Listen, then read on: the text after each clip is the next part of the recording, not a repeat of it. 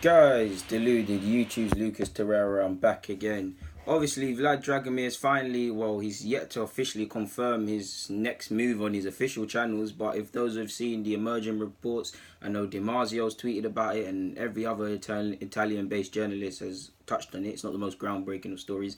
But Vlad Dragomir, formerly of Arsenal, has joined Perugia. I can't say their name. My Italian fans, forgive me.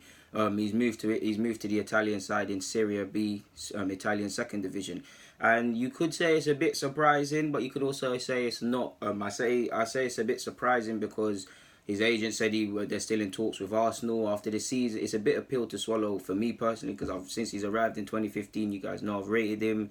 Um, when you join the top six club, it's not, especially from abroad, it's not just about talent. It's about, and he's actually said this is about consistently doing bits and making a name for yourself in all them youth games. You're the first player that the staff are reporting to the first team staff, like what happened at under 18s level with Emma Rose Smith, despite there being Amici and several other good talents. So yeah, it's a bit of pill to swallow considering he was finally breaking into the under 23, standing up to be counted, was on the bench for the Europa League. So it looked like he was making strides. And he was also linked with Monaco, which would have been a good place to house yourself. But again, similar to Arsenal, you're just going to be one of many to a degree.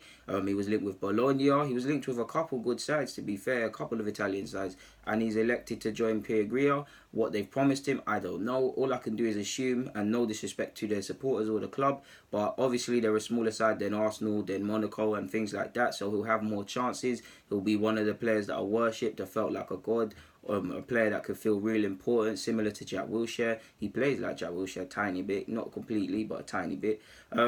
So yeah, it's a bit of pill to swallow. Obviously, if you follow him on his socials, you knew he wasn't returning to Arsenal, despite the fact that his agent said they're still in talks because he was still in holiday in Romania and other countries when the club was back in pre-season. So if he was going to sign a new deal, he would have. So yeah, man, it's a bit, again, another bitter pill to swallow because 2015 we did see Jeffrey Adley, Benassia, Daniel Malin, Fortune, and there's probably one more. I'm excluding the man that I'm speaking about, Dragomir, that arrived. So considering all of them players, definitely all at a time, definitely even Fortuna, all had the chance or were talked about as possibly reaching the first team. And if you guys know me as well, if players can't reach first team, I'm all for selling them and making money. Considering you let Benassia go for peanuts and all these other players go for peanuts, we haven't really done what Chelsea do and make money off their players. So it's a bitter pill to swallow because the foreign recruits in 2015 all had genuine potential, and to see Jeff Rene, Daniel Marlin, who are both, I hope they both go and excel, Benassia is already doing such, it's a bitter pill to swallow to see the last one depart the club. But what can I say to him? Italy's a wonderful country, wonderful food, way of life. Obviously, if this club's promised him first team chances, a clearer path to the first team, and all of these things, then he's made the right move. So we'll see how he develops, man. But again, it's upsetting because he was part of the under-23s that won the league. His performances were going up a level. He was on the bench for the first team. I did think he has genuine potential to play for the first team. He's got the ability, what we looked for, but maybe he was psyched out by the fact of how do I put it? You're just one of many, because he's mentioned this almost every year since he's at the club, and his agent said they were in talks. So maybe they clearly could have come to an agreement. Whether that was assurances over first team places, whether that's money wise, whatever in it. Personally, I think it's first team places because if you look at it, Joe Willock is ahead of him. Whether you think so or not, he's clearly being rated. Josh De Silva, who's there's talk of going out on loan to Birmingham, he hasn't got a look in. So if you're, and he was slightly given more chances.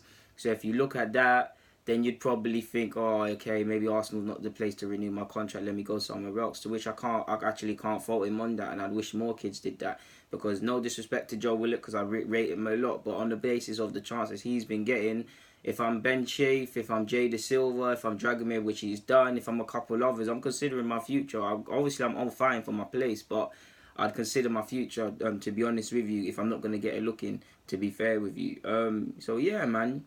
Good luck to him, man. I hope he goes all the way and makes his Romania debut. I hope he becomes a player I believe he can be, similar to what I've said about Daniel Marlin, who I want him to make his Dutch debut this year. Jeffrey Adelaide, I'll always love him regardless. You guys know I've got a soft spot for Gnabry.